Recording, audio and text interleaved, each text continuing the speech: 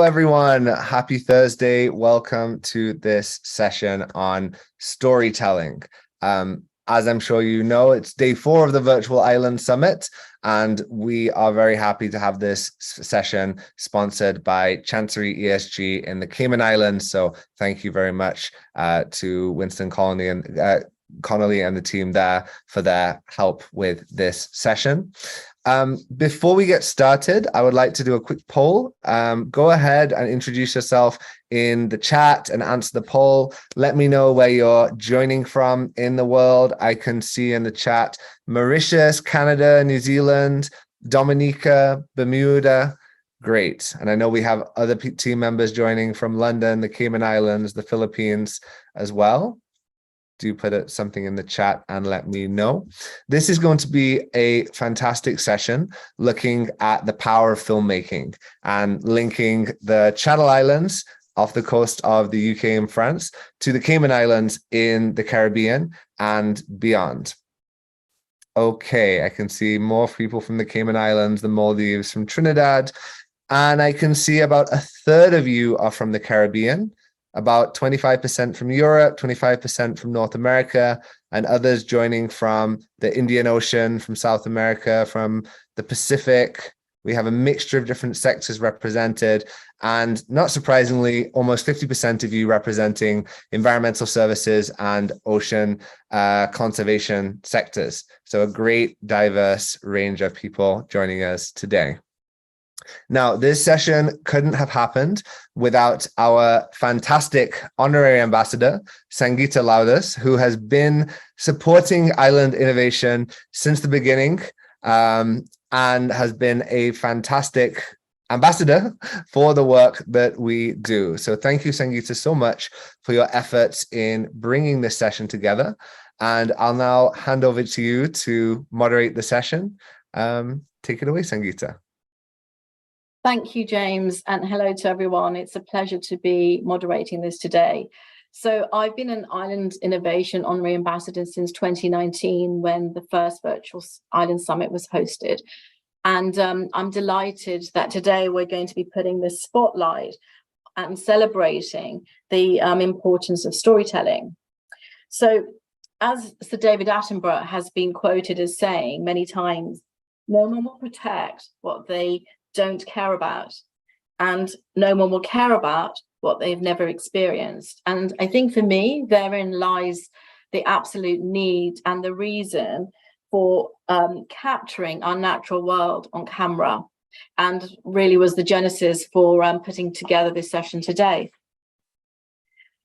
And the significance of using film and stories to convey important messages has never been more critical than it is today. And with islands, as you all know, at the forefront of climate change impacts, it's a real privilege to shine the spotlight today on just one beautiful film that's been created by a young filmmaker, which I hope will serve as an inspiration, but also as a call to action to other islanders to tell your stories.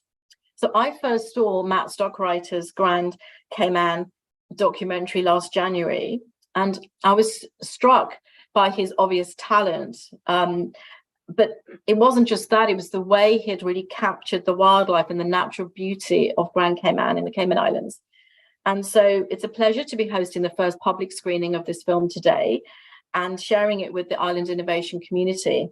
So before we watch the actual film, which is going to be nearer the end of the session, we will also have a discussion about filmmaking with a very esteemed lineup who I'm very excited to have a chat with shortly. And we also have a director's Q&A with Matt and Dr. Tasha Ebanks-Garcia, who is the representative of the Cayman Islands government here in the UK.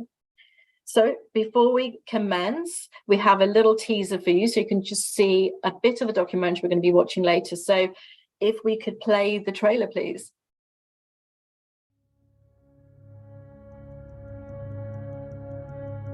The Cayman Ridge was created from forces between the North American and Caribbean tectonic plates, from which a tropical island was formed.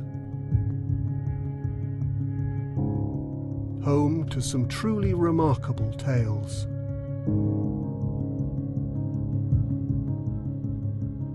Without the work of blue iguana conservation, this species would be undoubtedly extinct. There were less than 25 of them in the wild, and this program is what brought them back. They were classified as critical endangered species.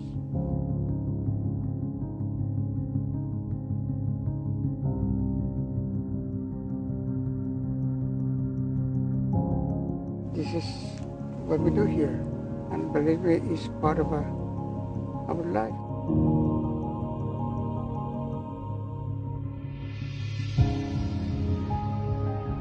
Throughout this documentary, we will explore the recovery of an iconic species, the threats this island may face, and our connection to the natural world.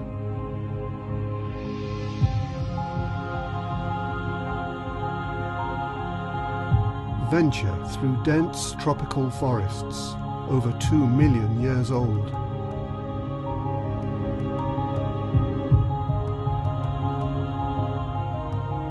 Along jagged, unforgiving iron shore coastlines, and to the extraordinary underwater world where incredible sea life thrives.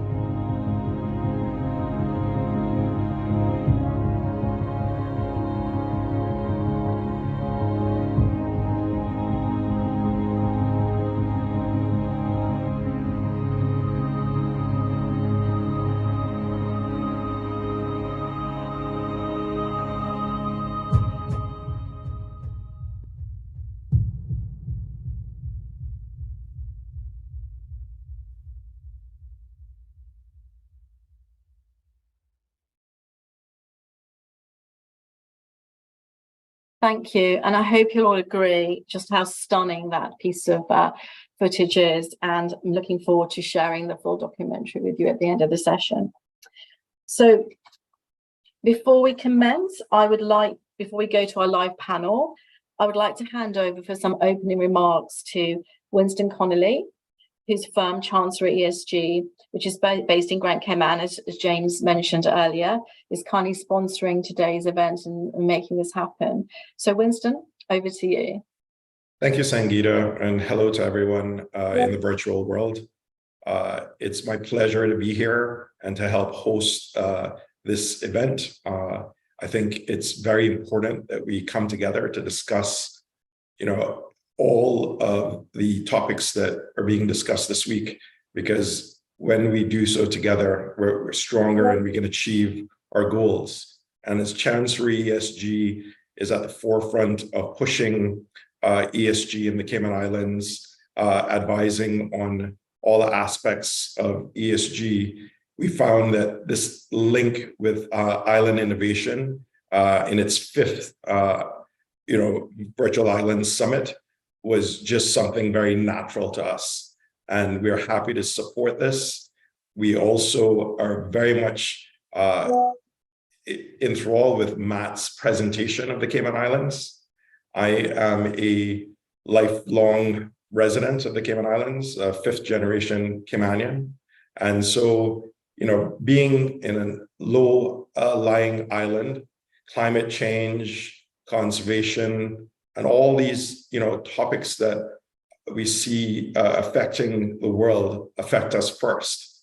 And so at Chancery ESG, we want to be definitely a part of the solution and not just a part of the problem, because we are on the front line and, our lives, our livelihood, everything that surrounds us environmentally is being attacked. And if we don't, become part of that solution, then we are doomed.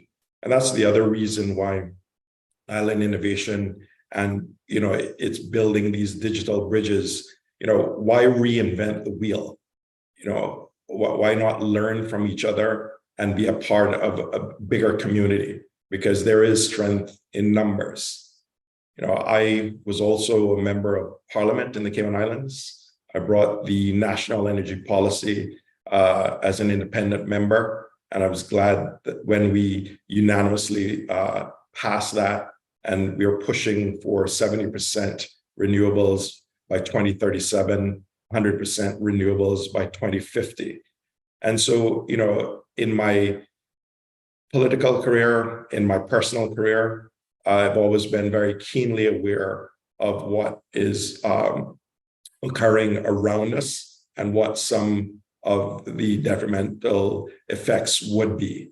That's why also since politics, I've focused on ESG. I've also become a part of the National Trust of the Cayman Islands Island Offsets Board, which focuses on the mangrove and other blue and green environment for carbon sequestration in Cayman. And so all these things dovetail into today. And that's why we're happy to support this. We are happy to be a part of this. And congratulations again on your 5th Virtual Island Summit. I know that you'll have a great day of discourse, and the film is worth it. Thank you. Thank you so much, Winston. And again, thank you for sponsoring the session. So let's now move on to our panel discussion. And it's my great pleasure to introduce our panelists for today. And we have Ian Redmond, OBE, who is the head of conservation at Ecoflix, Daniel Savenka, who is the founder of The Convergence, and Claire Sharrock, who is a producer at Silverback Films. Thank you all for joining us today. I would like to start with Ian. And Ian, I recently learned about the concept of transformative learning from my friends at the Climate Fresk movement. And I'm fascinated by this idea of head, heart, hands. And this idea that people progress from knowing to caring to actually taking action, and how it's emotions, not just knowledge, that is key to driving action.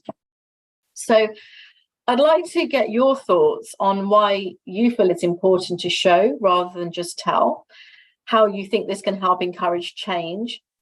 But also, I'd love to hear from you as a biologist, why you feel that telling island stories in particular is interesting and significant from a scientific perspective. So over to you, Ian. That's quite a shopping list of ideas I've got to explore. Thank you, Sangeeta. Thank you for inviting me to participate in this, because like I'm sure everyone in this virtual space, I love islands and have been inspired and had wonderful experiences on islands. But that question of what you might read in a magazine or book, what you might be told in a lecture, and then what you actually witness or take part in, it's sort of different levels of sensory input. People are very excited now by the potential of virtual travel. You stick on a VR headset and you're virtually there, but you're only using 2 senses, your eyes and your ears. You haven't yet got the olfactory virtual experience, although I'm sure somebody's working on it somewhere in the world. You're kind of tricking the mind. Now, a good story read in text without illustrations leads your mind to create its own illustrations. And that is one way of communicating.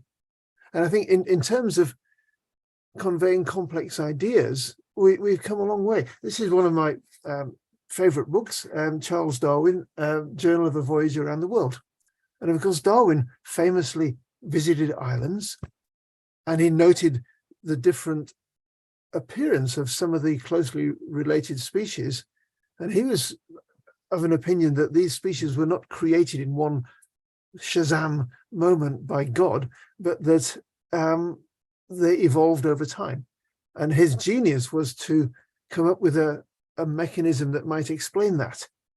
And it's interesting we're doing this year, because this year, the Darwin 200 expedition, here you go, look up darwin200.com, you'll find that there is a beautiful sailing vessel following in Darwin's footsteps around the world, visiting many island groups and looking at what's changed in the past 200 years. It's not quite 200 years since Darwin made his voyage. And although people's image of Darwin is of an old chap with an even bigger beard than mine, when he went on his voyage, he was 22. He didn't have a beard. It was like a Victorian gap year. Except it was several years, and it gave him the experience, with years then of careful analysis and contemplation, to come up with the theory of evolution by natural selection. This year is also the Alfred Russel Wallace bicentenary, and Wallace, working on islands in Southeast Asia, came up with the same idea: evolution by natural selection, that selective pressures on a population of animals with small differences between each individual will yield a slow change in those animals over many generations, because the ones best adapted to survive whatever those selective pressures are the ones that will mate and contribute to the next generation. So evolution by natural selection is a big idea. How do you convey that? Well, Darwin had the opportunity of writing words, and illustrations were line drawings. I can't find one quickly now, but it doesn't seize the imagination as much as a film does. Certainly not as much as a 360 video when you're virtually there. So how do we improve on what was available 200 years ago? We have the most amazing technology, and cameras are getting smaller and steadier. And I was in Silverback Films the other day being told about the new rig they've got, that they're filming gorillas at the moment.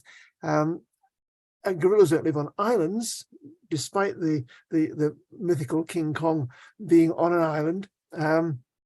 But they do live on an ecological island, the mountain gorillas do.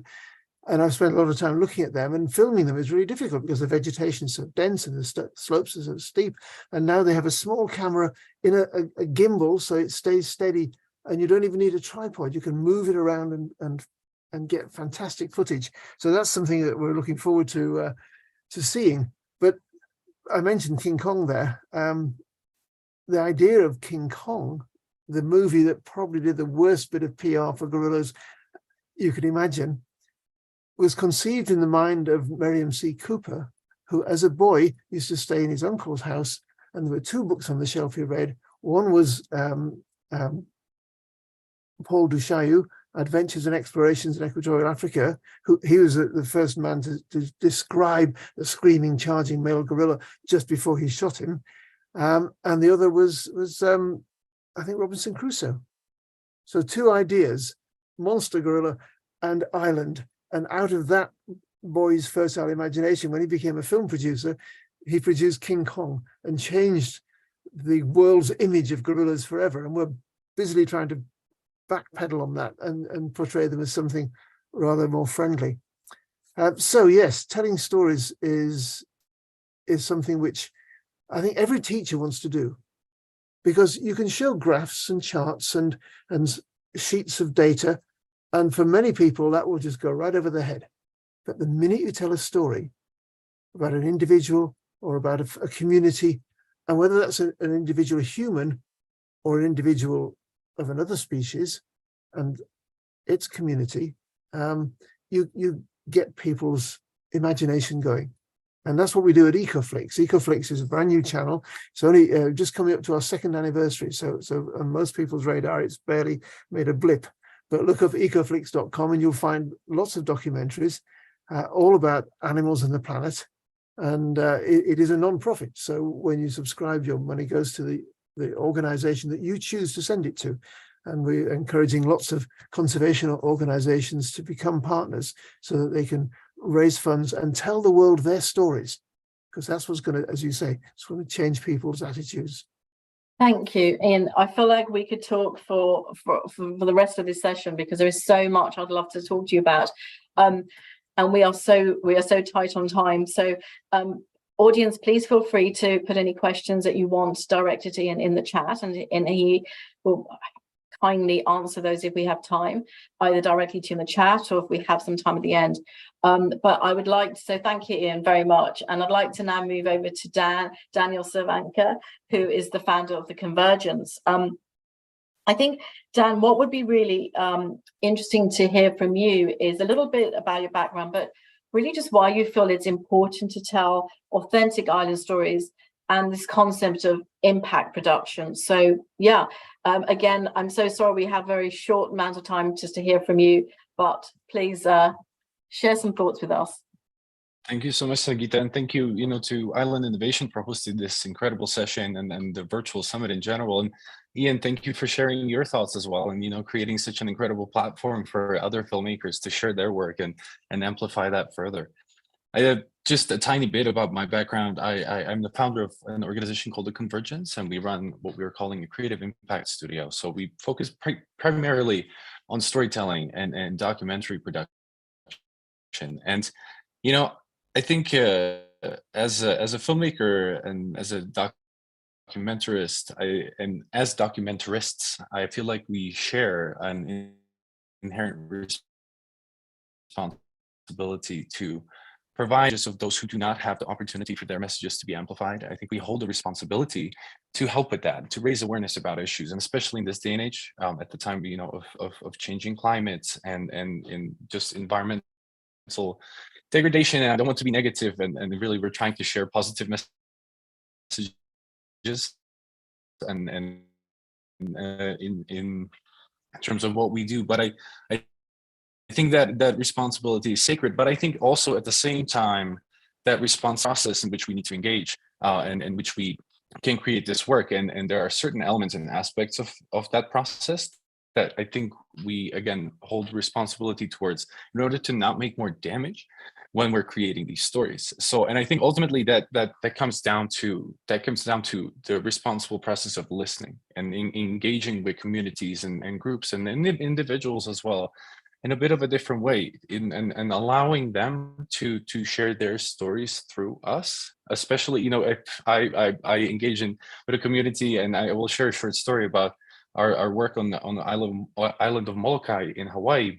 But I have to recognize my background. I'm a white European male showing up to an island nation in the middle of the Pacific. So what is my responsibility? What is my position? How do I, where do I stand in relation to their struggles and their situation? How do I not perpetuate the same paradigms that were, cause of a lot of the trouble that we're trying to correct now? So it really, I think it comes down to listening. It comes down to responsible storytelling and allowing the people in the communities to channel their stories. And I'd like to share just a little anecdote, I suppose, of one of those experiences that we've had when we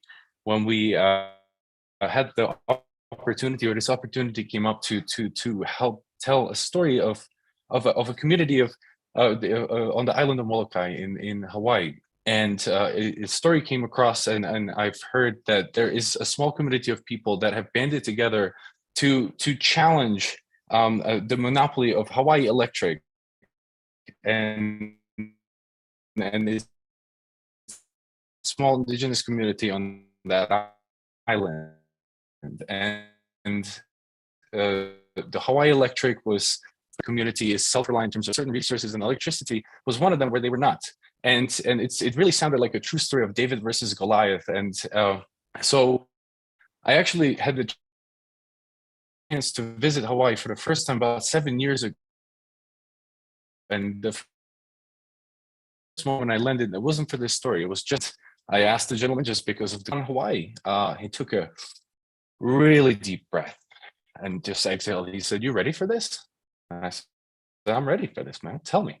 And he said, "All right, well," and then he introduced me over the half an hour that we've had. There was a lot of cars and flags upside down. I didn't understand what that was. So I asked him, he said, "Well, there's on the Big Island at the time, there were some protests going on against one of the observatories that were being built on sacred land." And he told me, "Our nation is at war. We're not, we're challenging these powers that are descending on our islands that would challenge that in our ways." And some years later, this story of Molokai came about, and I thought, okay, well, let's, what can we do? How can we engage? How can we support? How can we contribute with the little bit of platform that we have?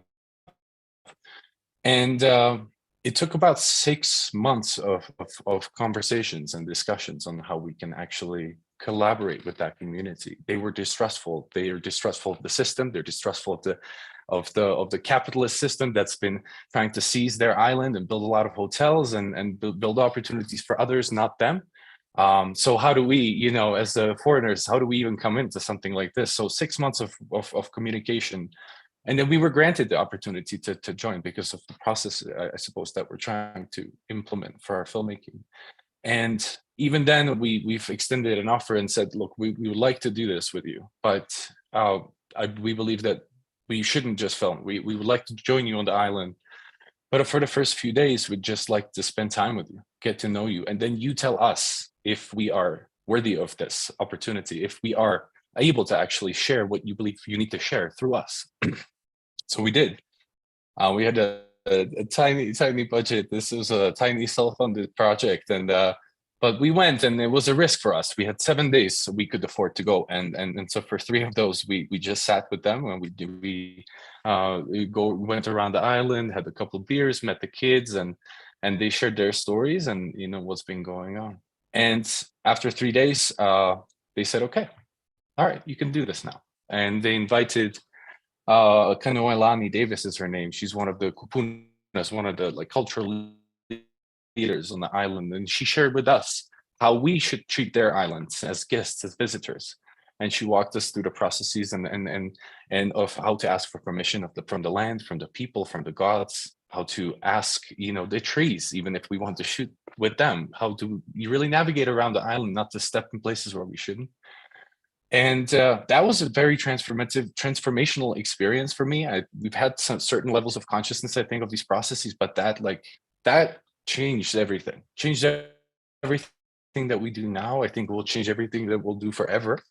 And we're still, you know, it's an ongoing process. We shot the film, and now it's almost 2 years later, and we're in the process of configuring the story and just making sure that it is, you know, told right by us, for the community and by the community. So again, I just wanted to share this as an illustration of some ways in which we can engage. Again, I'm from a landlocked country. I'm from Czech Republic, you know, but I do as a human being recognize the how to say, the challenges that people on various places around the world, and especially on islands, face. And now, you know, relating that back to climate, islands are on the front lines, and they have not caused that damage. That comes from other places. That comes from the so-called West, or the global North. And now there are communities that do not have the opportunity to, you know, to change this by themselves. There are communities that do not have their voice heard, but once I've had this opportunity, it changed me, changed my understanding of the responsibility that I have and the path that I'm on, and the, you know, conversation we can support, and the urgency with which we need to do that. And so we've done this film, and now we're trying to not, you know, outside of this process, we're trying to synthesize our learnings and open this as sort of a public resource, as the platform to share with others, and to asking, we're calling on other filmmakers also to share their experiences from different places around the world, and make this a public resource. So when we go as filmmakers and as storytellers, and as anybody that goes, we can actually engage both with deeper consideration of what the customs and norms and protocols are of engaging, you know, different places and communities. So that's just a little something I wanted to share. And I could talk about this for hours, and I'd love to if we can have the chance. But this is just a short story from my side, and how we do our work. And yeah, would love to share some more after. Thank you. Dan, I could talk with each of you for the whole session.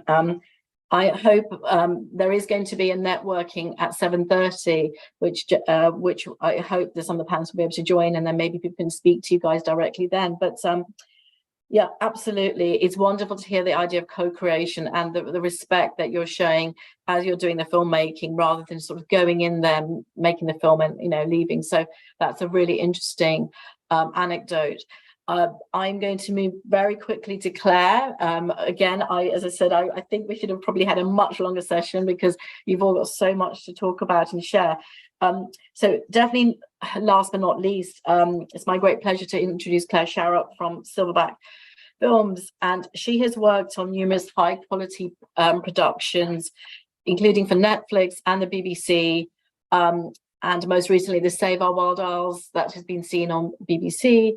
Her sort of focus is very much exploring the science and the solutions behind the environmental crisis. So Claire, I'd love your thoughts just briefly on the trailer that we saw of Matt's film, which I would think has undoubtedly been influenced by some of the grand productions you've worked on. But it would be great to just learn a bit more generally about how you feel content can be created and can stand out in an ever crowded space. So yeah, over to you for some thoughts on those 2 points. Thanks, Sangeeta. And hello, everyone. And also big congratulations to Matt on your film, because just making a film is an epic achievement anyway. So nice one. The trailer was lovely. A line in it that particularly struck me was that the film would talk about our connection to the natural world, which is something that I think sometimes been missing in some of the most beautiful natural history productions, where we absolutely get that window on nature that you mentioned, Sangeeta, that makes us care about it. But I think we sometimes forget that we are part of nature, and the human aspect of a lot of stories I do still think is missing. And that's somewhere where I think the development lies. I'll give you another quote to match yours, Sangeeta, from the beginning, also from David Attenborough. He says, saving our planet is now a communications challenge, because getting those stories out there is what's going to help us to deal with the issues, but also to discover and uncover some of the solutions that are there. And to follow on from what Daniel said as well, I've just come back from a really interesting and inspiring few days actually at New York Climate Week, which takes place alongside the UN General Assembly. And that's very much a topic of conversation there at several of the events I attended. How are we making sure that we're hearing and seeing stories from all corners of the planet and from all communities, especially those most affected and at the forefront of the impacts of climate change and biodiversity loss that we're already seeing? And as you guys have all touched on, for sure, island nations fit there. And also, some of these places, and again, relates to islands, are the custodians of some of the most precious environments and nature and ecosystems that we have left. And it's not easy to create stories and get your stories to stand out, particularly if you don't have the finances behind you, for sure. Which is why we have such an imbalance really in the type of stories that we're exposed to most. And what really strikes me is that this is particularly important when it comes to the solution space. And to be honest, I feel that's the type of stories that we need more of now if we're really going to engage the general public who see enough doom and gloom on the news. And when it comes to environmental issues and issues of nature loss, which are obviously in the news a lot at the moment, what we tend to see, I feel, is reports based around the negative things that are happening, which of course is important that we're keeping those in the public space. But these usually therefore mean that the stories are based around victims and people in trouble and people suffering, which again does need highlighting. But for many communities, that's not the story that they actually recognise and identify with. That's not the story, the only story that they want to tell about themselves.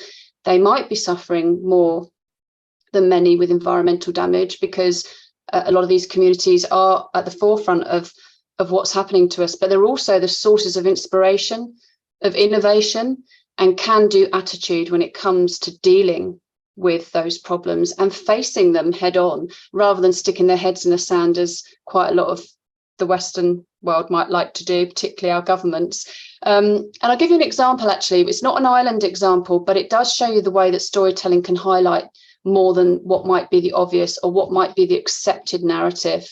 I just worked on a project called Planet India, and it was to produce a series of short films to run along the sidelines of the G20. Now, India hosting the G20, that's a big news story. India often in the news for the things that it isn't doing on the global stage to tackle environmental concerns. But actually, there are tons of stories of the things that Indians are doing. And it's a vast country, of course. So we're talking about all sorts of communities dealing with all sorts of issues, coming up with all sorts of solutions. So we run a series of films about those. We used only crew from India, people from those communities. We helped them with some storytelling aspects, but it was really Indians telling stories of India and the communities telling stories of what they were doing. they were short stories, 1.5 to 2 minutes, of these eco-innovators across the country.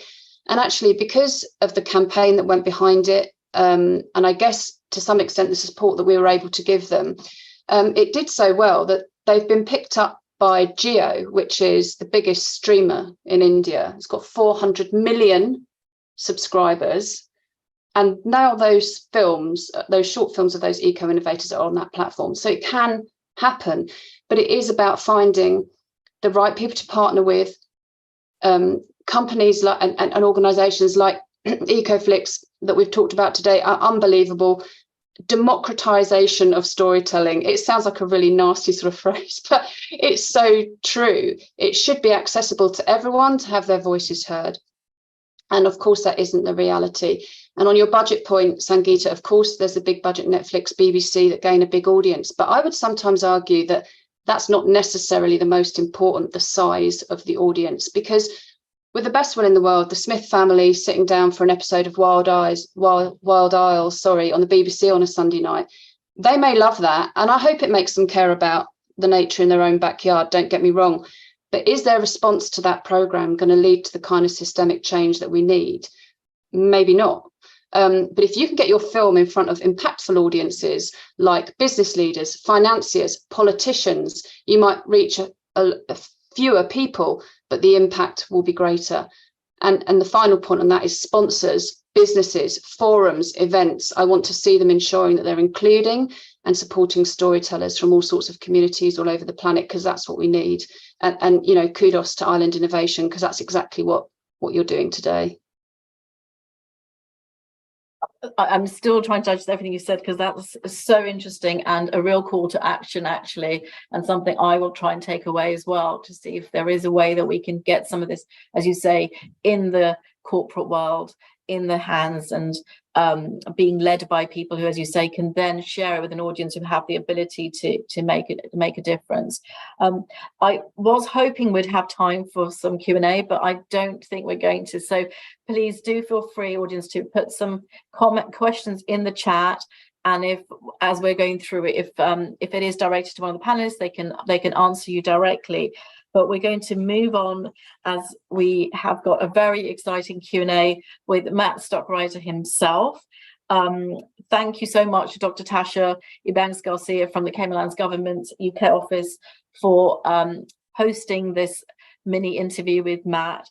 So I'd like to hand over to Dr. Tasha to have a very quick chat with Matt to find out a little bit more about how he came to make Grand Cayman, the documentary.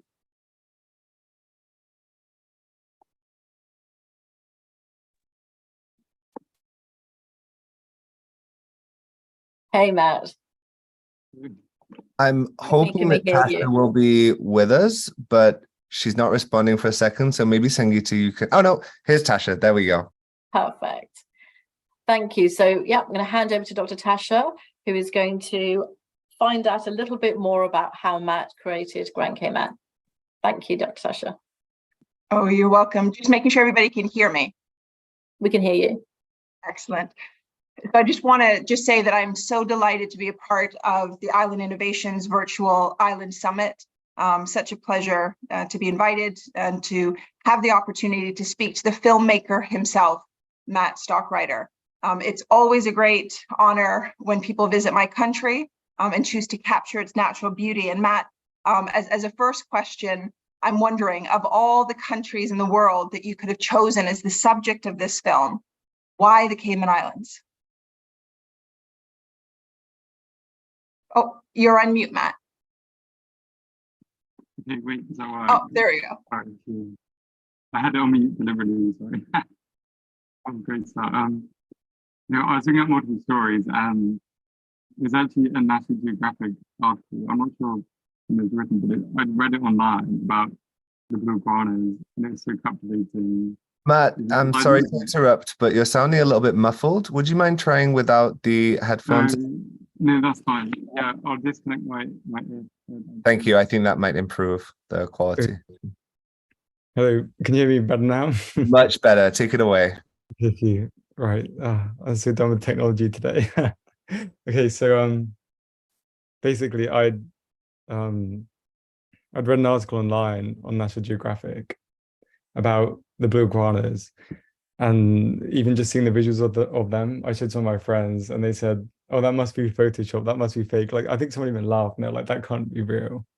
I did a bit more research, and obviously they were, in fact, actually genuinely these big blue lizards. And I read that there was such a small amount of them left, and they're endemic. They're only found on Grand Cayman, and then thanks to blue iguana conservation, they actually are now well over 1,000. And I was like, this is such a not only visually iconic story to tell, but also, like I was saying, actually a positive story with people involved. So it kind of all fell into place, and I was like, I'd be crazy not to try and go there and tell that story. So it's basically, yeah, that was the reason. Mostly. So I'm curious, as you got to know my country and my people, what if anything surprised you? Surprised me.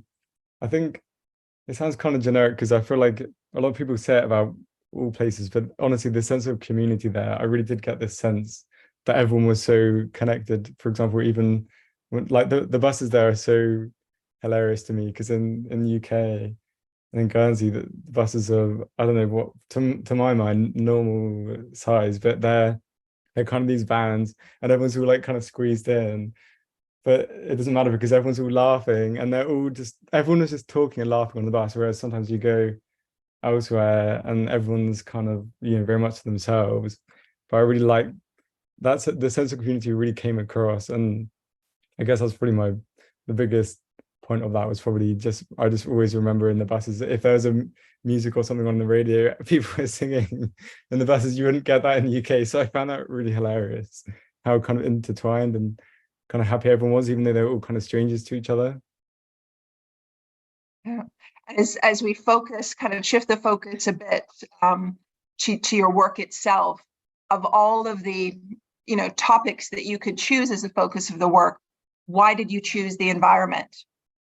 I chose the environment mostly, to be honest, from when I was a kid. I was brought up watching kind of the David Attenborough series. I had the Blue Planet, the very first Blue Planet box set. And sometimes I wouldn't even watch it. Sometimes just because the packaging is so beautiful, I just unfold it all and kind of just revel in the photography of, I think there was like a leafy sea dragon, one of the pages, there was a walrus, and then I think a blue shark or a mako shark. And I'd just look at that. And then sometimes when I could be bothered, I'd put the disc in and sit for hours watching. I always loved the deep sea episode and kind of the open ocean episode. And I remember I think the first scene of Blue Planet, I think it opens with a blue whale. And I think as a kid, as soon as I saw that, I was like, I want to go out there and see that for myself. And secondly, most importantly, I guess the relevance of the environment as well, and how relevant it is now, the state that it's in, to kind of educate in terms of preservation. I couldn't imagine doing anything else. I think it's definitely the most important thing to my mind. And what impact you hope that your work will have? I hope that people will see it and ultimately care about what they're seeing through all the techniques as a filmmaker you're kind of taught to do, to make people care and understand what's happening. And secondly, kind of, even if one person has a sense of what I had, just kind of that wonder to go and explore or see something for themselves, or to tell a story, even if one person did that in my whole life, that would be worth it, to be honest. And I'm really impressed that you created this piece of work as part of your third year university project work, an amazing contribution. And as a young filmmaker, I'm curious about what advice you might have for other young filmmakers. I would say, even just when I was young, I always had my camera with me, but it's never too late to start, even if you're older. And even just take a camera with you, even on our phones, you can now, I think one of my favorite quotes, which is somewhat relevant to film, is Hans Zimmer said that we've got to break this perception that a movie soundtrack can't be scored on an iPad, a Hollywood level soundtrack. And I think that's completely true. for film. You don't need to have, an 80,000 red Monstro 8K sensor. You can, as long as the story is good. Obviously, there's some respects where there will be limitations, for example, low light and whatnot. But even phones now are drastically developing in that respect. So even if you don't even have a camera, I'd say go on a walk, see what interests you in respects to nature. But even if it's not wildlife and it's people-based environmental stories, go and help out, or go and ask at kind of a conservation center and just say, oh, how about I make a short video for you, or even start by doing an interview. But I think one of the most rewarding ways to start is just to shoot even just a short sequence, or go out and spend a bit of time looking at the light and working out kind of compositions and what looks good. And I think it's mostly moving around. When I'm filming, I'm always kind of crouching. Yeah, sometimes it look a bit silly. You have to kind of be lying down on rocks, and sometimes it can be uncomfortable. But nowadays you can kind of flip the screen. It's a little bit easier. Back then it was a lot harder for people. The cameras are massive, so it's, in a way, it's easier than ever before for someone to go out and do it. So I'd say just even watch a YouTube video, just practice short sequences, and then just build up on that. Well, thank you so much. What an amazing contribution to the environment and to the world of filmmaking. And just thank you so much that you chose Grand Cayman as the subject of your film. Quite an honor. Thank you. Thank you very much for being here. Thank you for interviewing me, and obviously all of your contributions. Oh, you're welcome. Oh, thank you both. It's just a real mini interview with Matt, just to give us a bit of an understanding behind how he came to make Grand Cayman. So thank you to Dr. Tasha for taking time to do this, and for Matt to speaking to us. So without further ado, grab a cup of tea, get comfortable, and we're now going to watch Matt's documentary, Grand Cayman. We are then going to come back at the end, and if we have time, have some questions for Matt. Let's just see how we're doing for time. Then there is a networking on another platform, which Matt has said he'll join. So don't worry, you'll get your chance to speak to him if you need to. Perfect. So please, can we play the documentary? Thank you.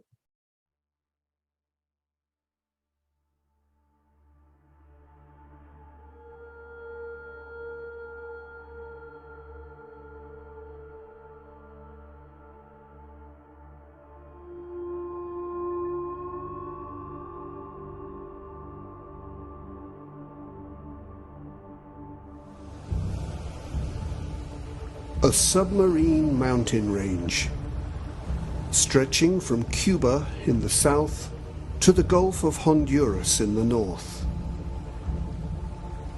Formed by forces between the North American and Caribbean tectonic plates.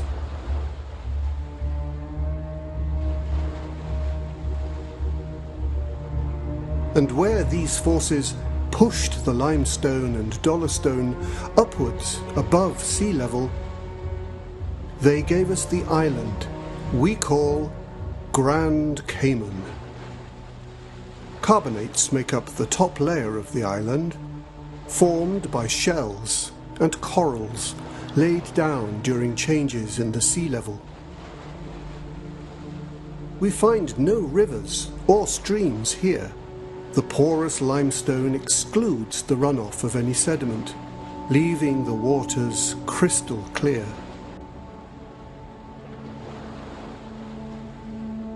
And resulting in the most luscious tropical surroundings.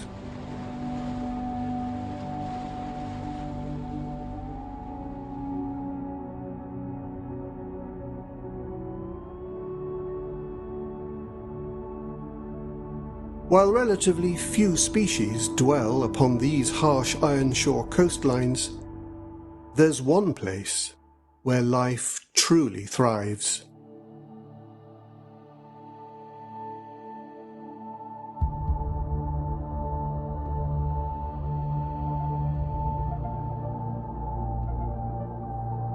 Mangroves. These extremely resilient trees occupy 36% of Grand Cayman's landmass, dominating the coastline.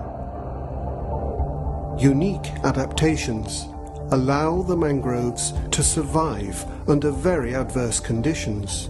They have the extraordinary ability to live in water that has a salinity 100 times higher than most plants can tolerate.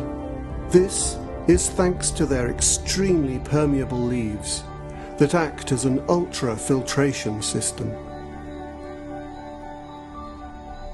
They provide a safe haven for a huge variety of species.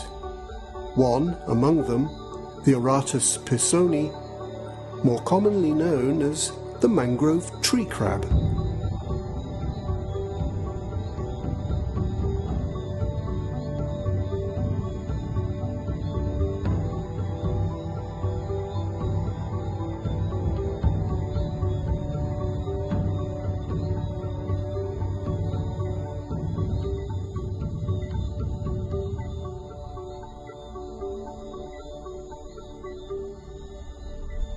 Life thrives both above and below.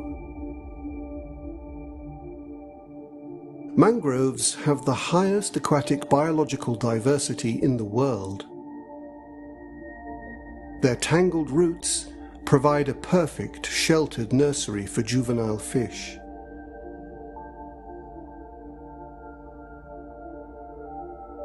One-third of tropical coastline globally is composed of mangroves. However, in the space of 30 years, the mangrove coverage in Grand Cayman has decreased by over 70%.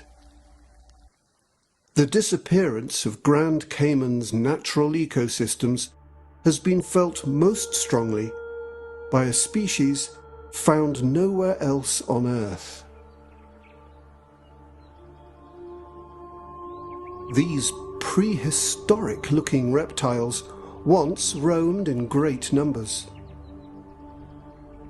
But a census conducted in 2003 revealed that the wild population had plummeted to as few as 25, leaving them on the very brink of extinction. As humans began to colonize the island, great swathes of virgin land were cleared for agriculture, roads, and urban development, resulting in severe natural habitat loss. These are among the largest lizards found in the Western Hemisphere, measuring over 1.5 meters from head to tail.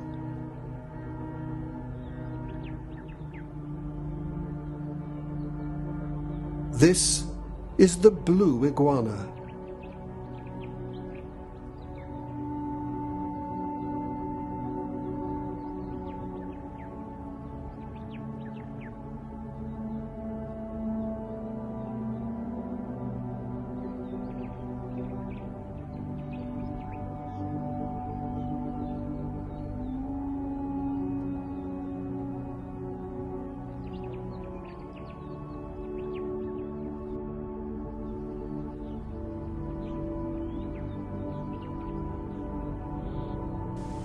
My name is Alberto. I've been with this program for a little over 10 years.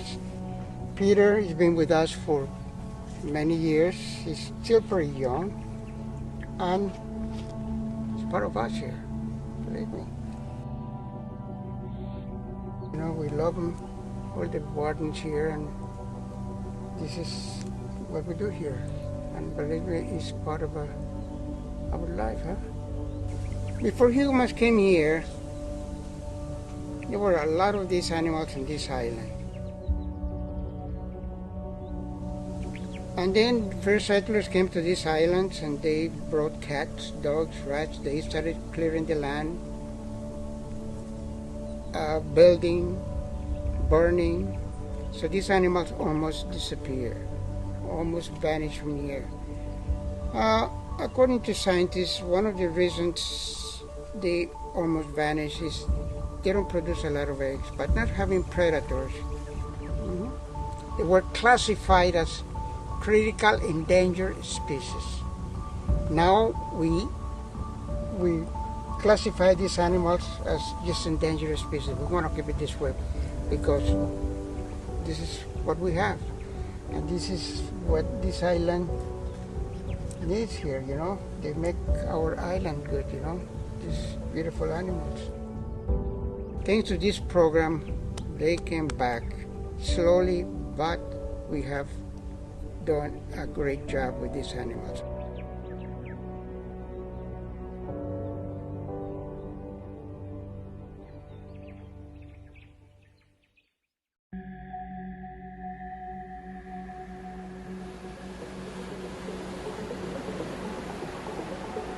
Grand Cayman's coastlines are perilous and uninviting, but the creatures here have adapted to live in harmony with the terrain.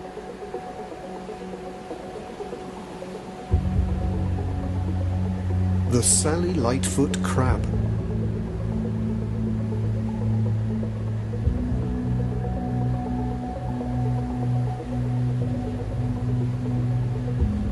These crabs, which are no bigger than your hand, use the small holes peppering the rugged iron shore to afford the grip needed to withstand the waves.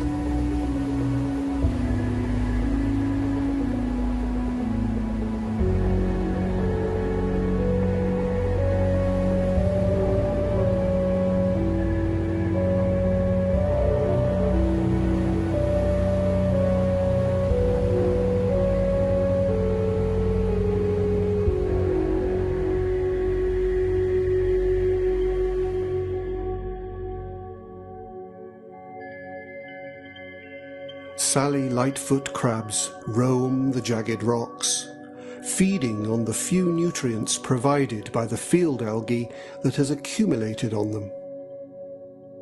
Living in such perilous terrain, it's hard to imagine these crabs have many predators. When not feeding, the crab chooses to hide in the shelter of the rocks.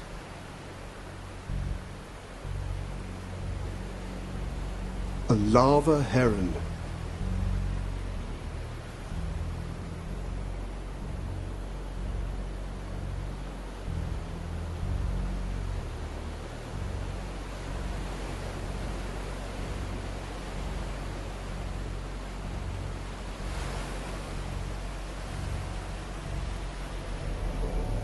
But lava herons have exceptional eyesight, and this heron has spotted a potential meal.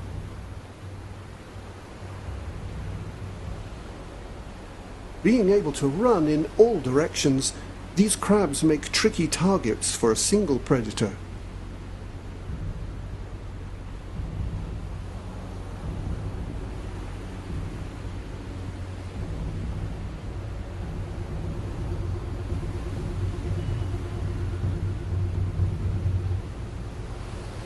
This crab has no choice but to run.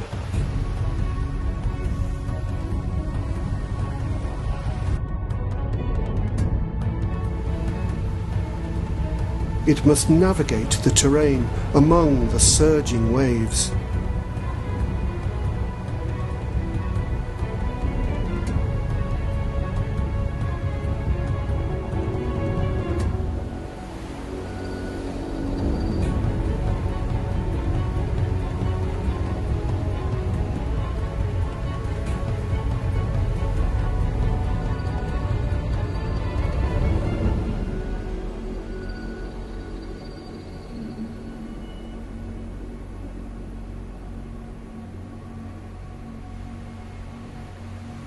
A single lava heron eats up to 15 Lightfoot crabs per day, meaning this drama is constantly playing out along the coastlines.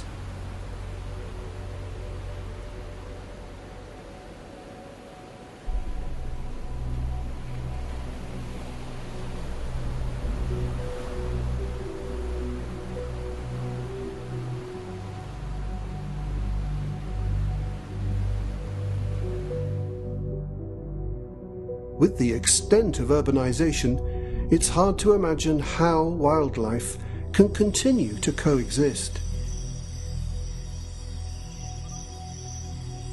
But in the dead of night, lizards and frogs use the artificial lighting to their advantage.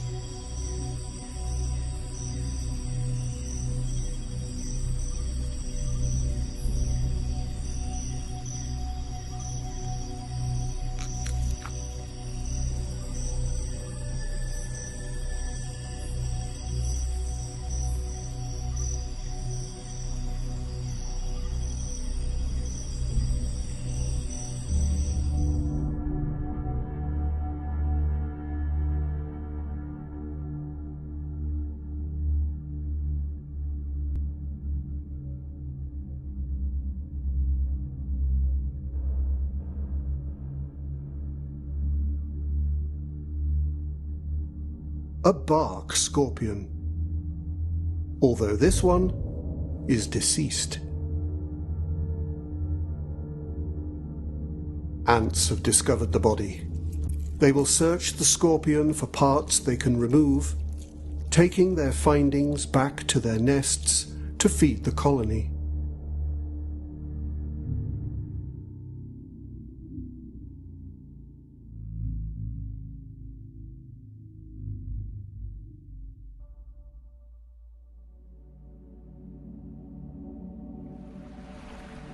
Morning breaks over the mangroves.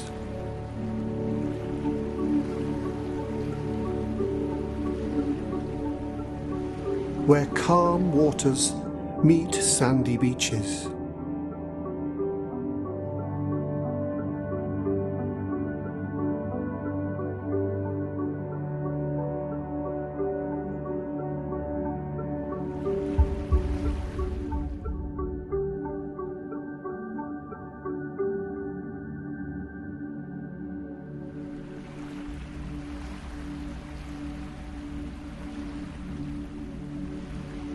Surrounded by mangroves, life thrives in abundance.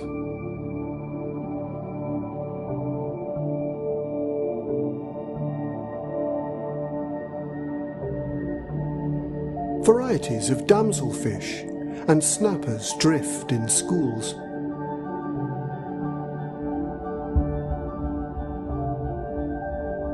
Upside-down jellyfish feed on plankton and any organisms that sink to the sea floor.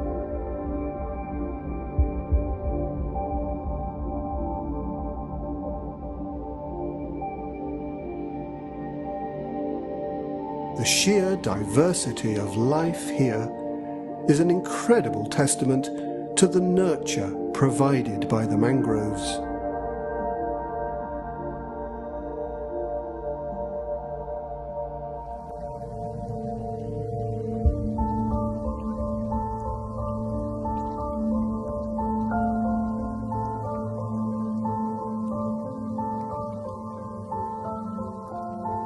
Within the shallows, among the complex tangle of roots, lurks an intriguing, alien-like life form.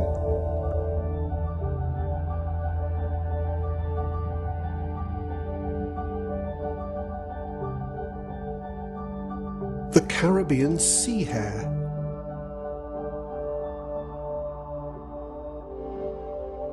They feed predominantly on intertidal red algae and have a very thin shell inside their bodies that contains their gill and heart.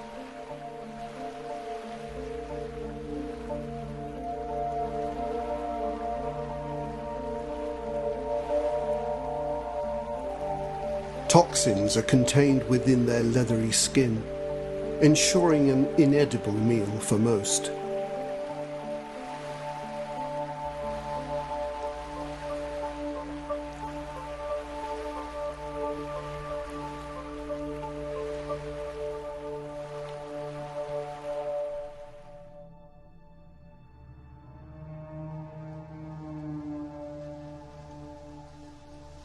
The green iguanas. This invasive species is believed to have been introduced as pets by early settlers. Before long, their population exploded, contributing to the near extinction of blue iguanas as they drained their resources.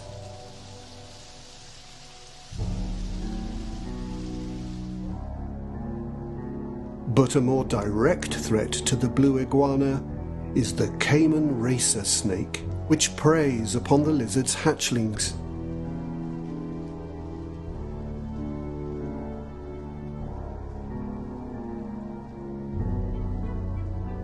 As long as these threats remain, the blue iguana's survival is at risk.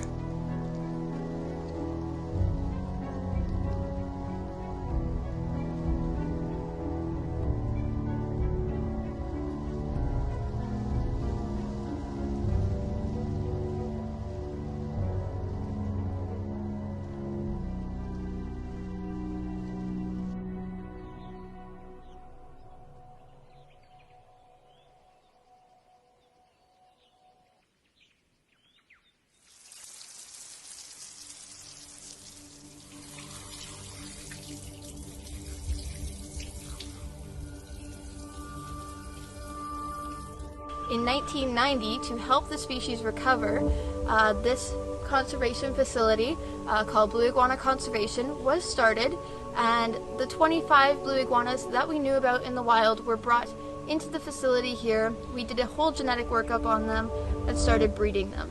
Since 1990, when the program started, we have since then released 1,000 new blue iguanas into the wild here on Grand Cayman.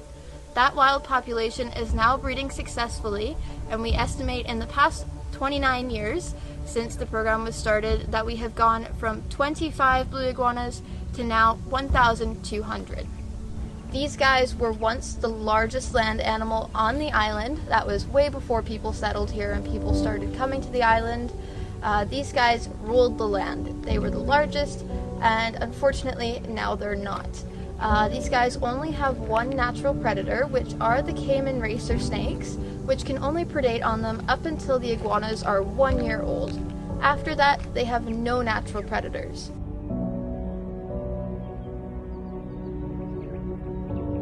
Also, some threats that they're facing are habitat development and roads.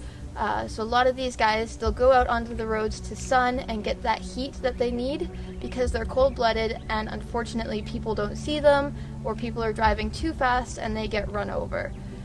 Cats and dogs, though, are their main threat in their natural habitat, so out in the bush, cats and dogs will predate on these guys, and unfortunately that is what caused the drastic decrease in the population and why the recovery program was needed in the first place.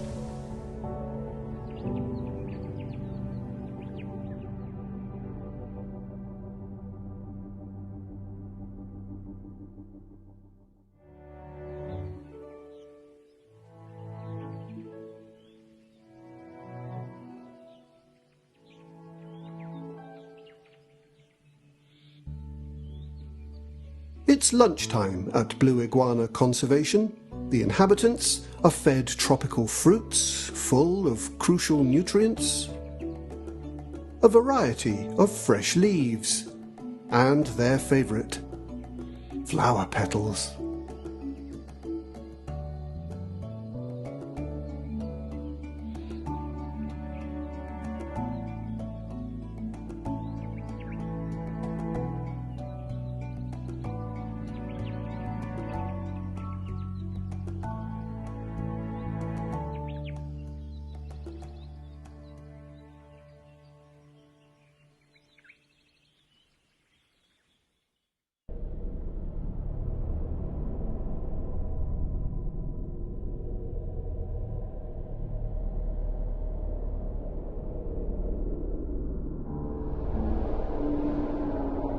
On average, the Cayman Islands are hit by hurricanes every 10 years. Luckily, the mangroves help to protect this small island as a natural defense against the storms.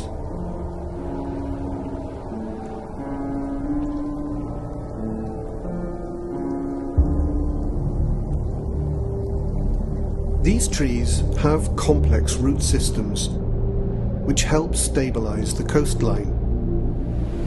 shielding developments from flooding and coastal erosion.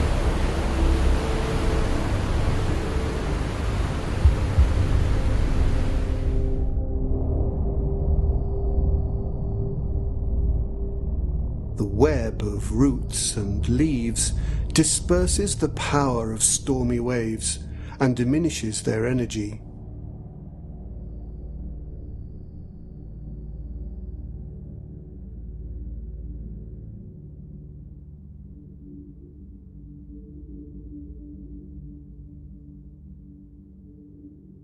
Per 100 square meters of these trees, wave height can be reduced by up to 66%.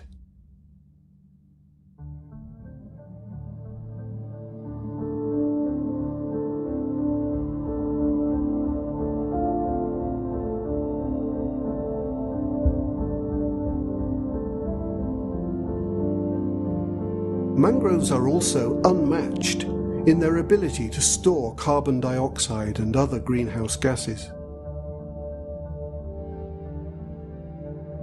These factors make mangroves an elemental tool to moderate the effects of climate change.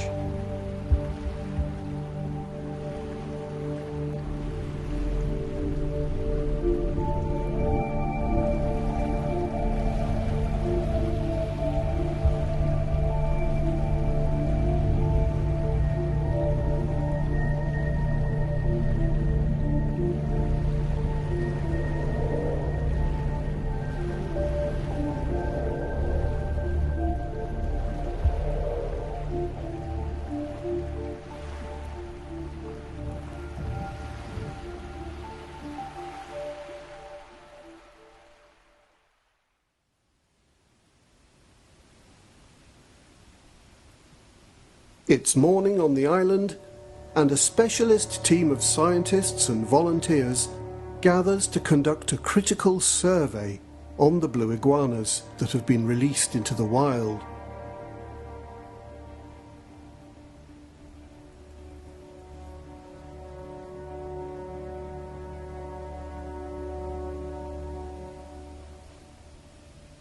The team is briefed by Fred Burton.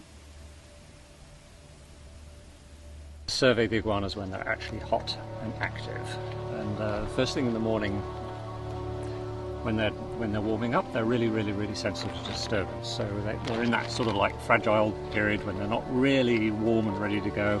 So the whole idea is to wait till that phase is over, until everything's hot. They're right up to their body temperature. They like to be 100 degrees Fahrenheit, their internal body temperature. They like to be hot. And then they start moving around and they get away from their retreats. So when we survey the trails, then we've got a pretty random probability of encountering any particular iguana, and that's the kind of structure we want for this survey. This whole area is undisclosed to the public to protect the blue iguanas from potential poaching.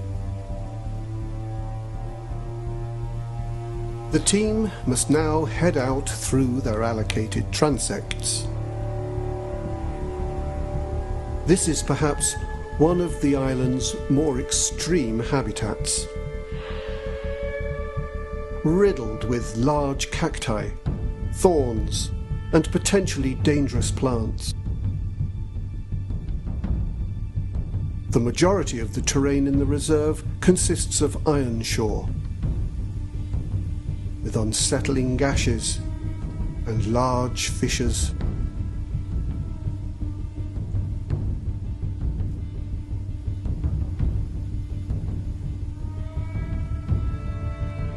These act as the wild blue iguana's main source of water, though they make for precarious obstacles.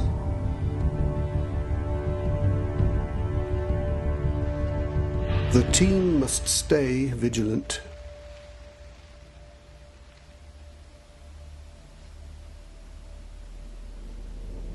Once a wild blue iguana has been spotted, it tends to bolt out of sight. The team measures the distance from the path to the iguana sighting, counts their numbers, and locks their GPS tag. They continue to do this until every transect on the reserve has been surveyed. The data collected gives scientists crucial insights into the rate and extent of the blue iguana's recovery.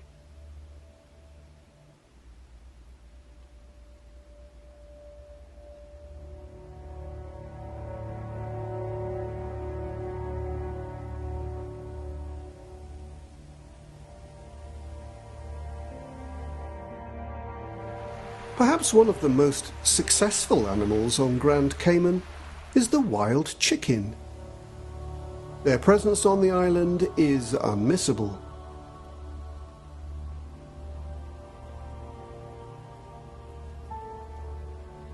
Chickens are a subspecies of red junglefowl and are omnivores. They will eat seeds and insects, but occasionally larger prey like small mice and lizards.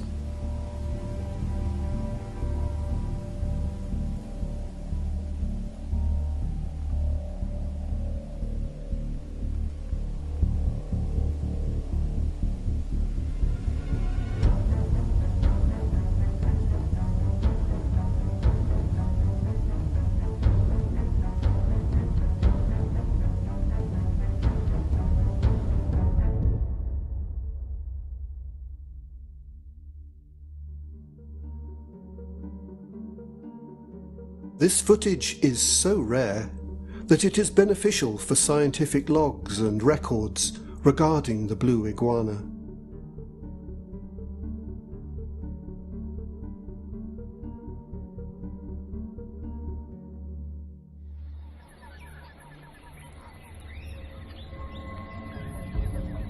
In the depths of Grand Cayman's tropical forests, a deadly creature thrives, attracted by large pools of still water. The mosquito. Killing a staggering 1 million people per year, it is the deadliest animal in the world.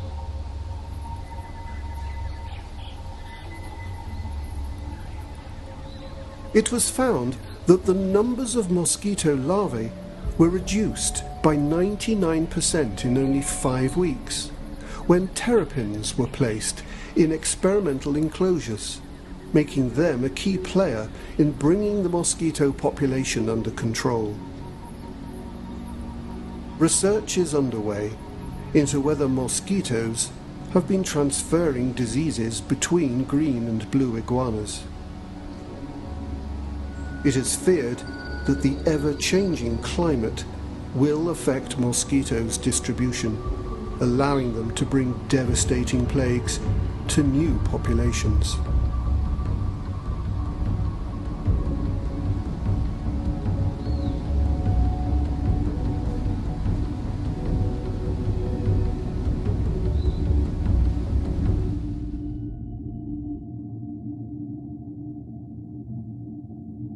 Mangroves require stable conditions, and even slight environmental changes can have drastic effects.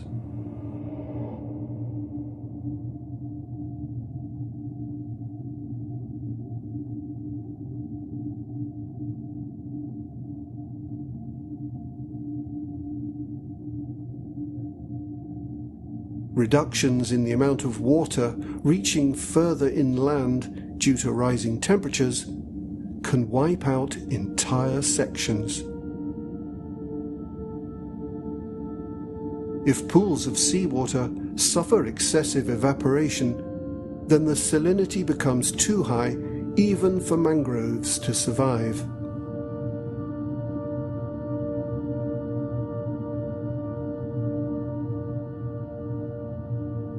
Compounded by clearing for agriculture and settlements, have led to the loss of more than 35% of the world's mangroves.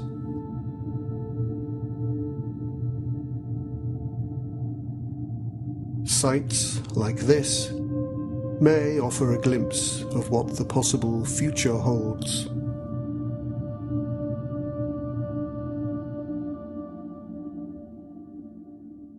Without the work of blue iguana conservation, this species would be undoubtedly extinct. Thanks to this program, they came back. It is unquestionable that bringing these iguanas back from the brink of extinction is a remarkable feat.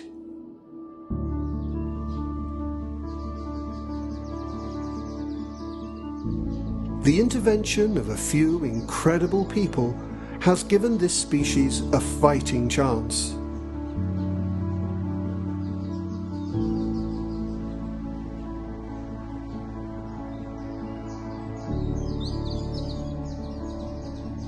None of this would have been possible were it not for our interest in these spectacles.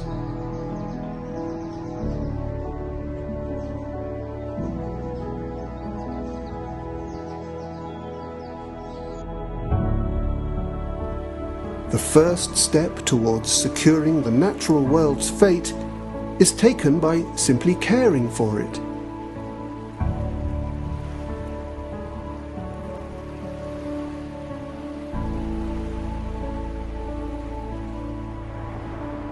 Within nature, there is so much to explore. By journeying out amongst the waves to see what wonders await, to see animals perhaps you have never before encountered, and making a pledge to protect them. Conserving species is crucial for humans. Ensuring a well-balanced ecosystem, clean air to breathe, and a healthy earth to support the sheer diversity of life. There is so much beauty upon this earth. Ultimately, it is up to us to decide how much of it we leave behind.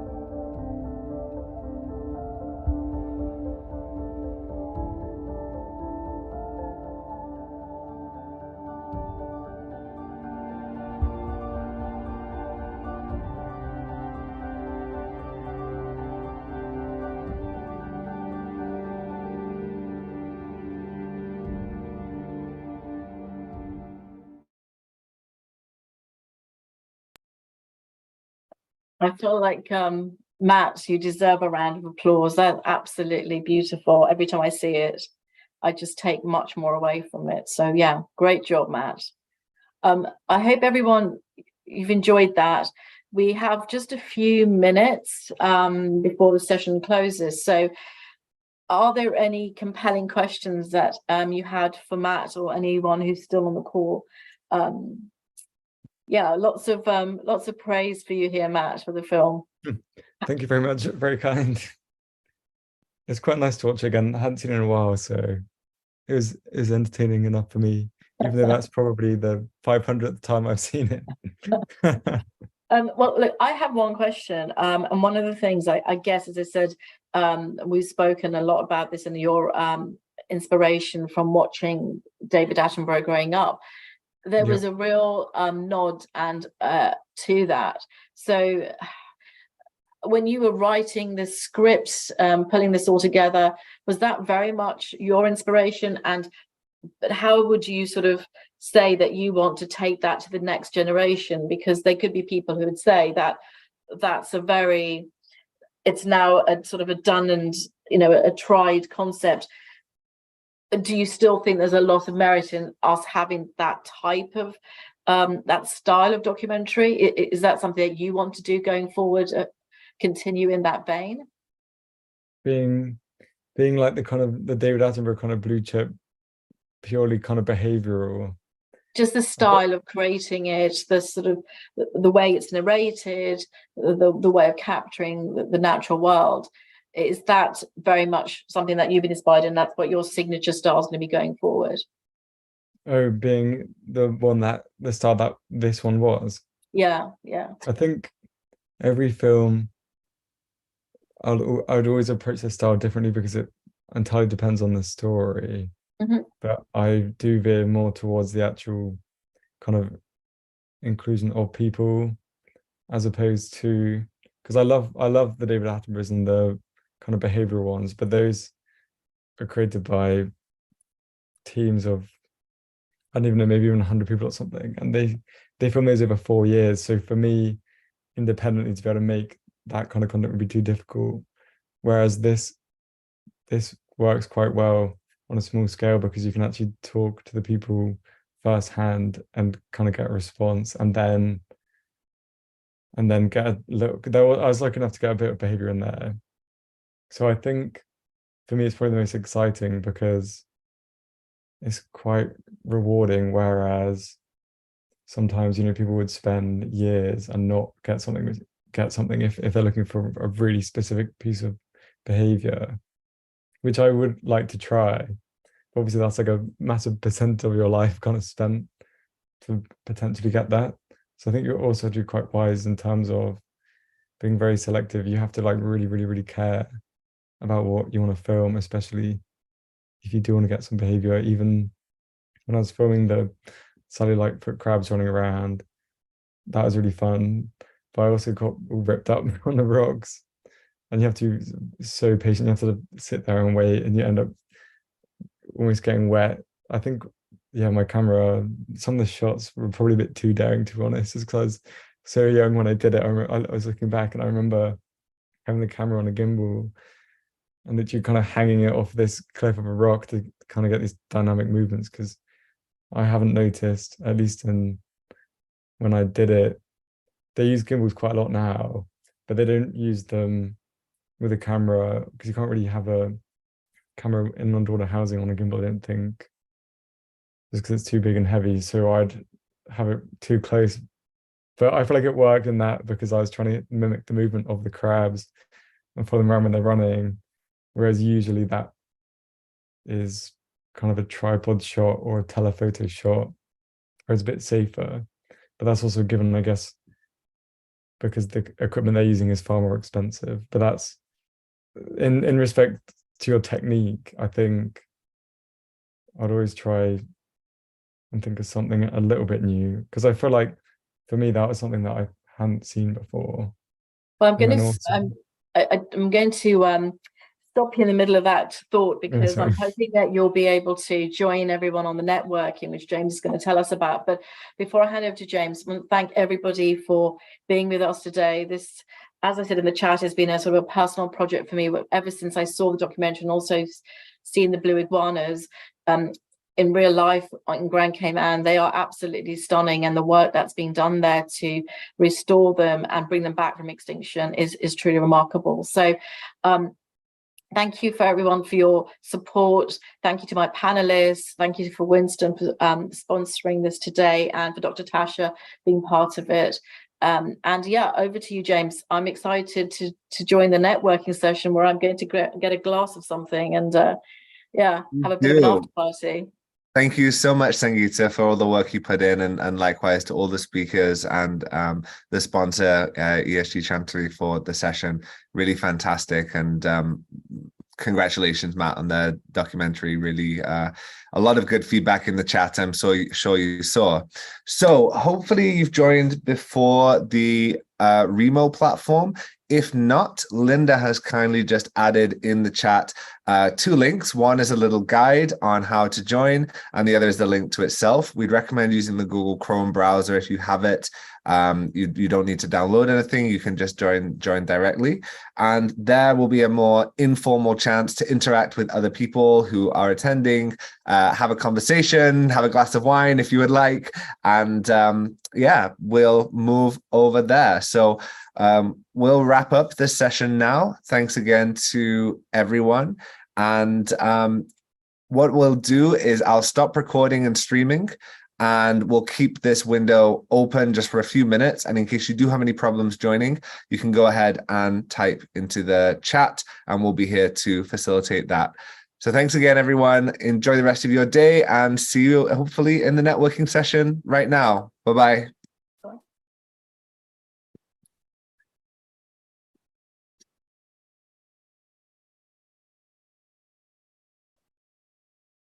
Okay, everyone. We can go ahead and stop the live stream, please. Okay, just a second, James.